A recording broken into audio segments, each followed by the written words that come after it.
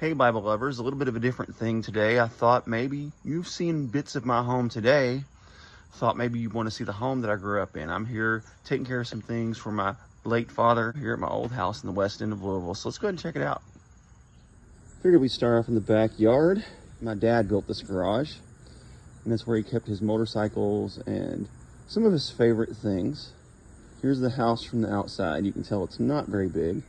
And for those of you that have never lived like in an inner city, one thing that's interesting is the houses are really close together. That's probably maybe 3.5 feet where you are from your neighbor. And like I can touch both homes without any effort.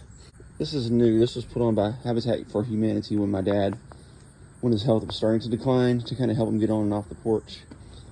Old glider. Well, let's go ahead and go inside. Now, a lot of this stuff is old, even like this carpet. This carpet was replaced once in my whole life. We moved here in 1976, and the living room carpet has been replaced once. The bedroom carpets have actually never been replaced, just the same carpet from the 1970s, and my dad was a carpet layer, so he did it himself. This is actually the second linoleum floor. The first one he actually had a burnout. He used to bring his motorcycle inside the house.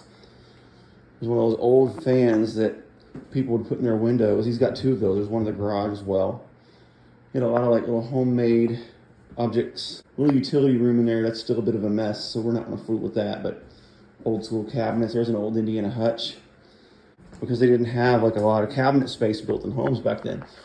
This is where we would put our silverware. And if you aren't careful, this is really short and you could pull it out.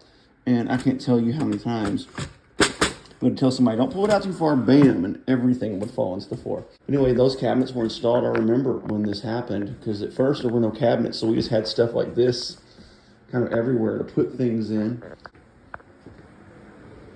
And then this was my room when I was a kid.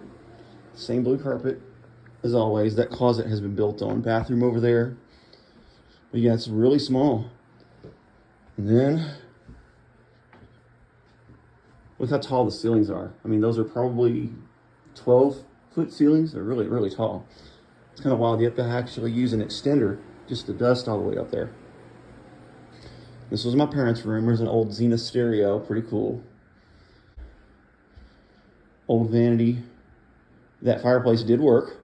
And then, of course, the fireplace behind that chair, it worked too. In fact, it was one of the primary ways we heated our home early on.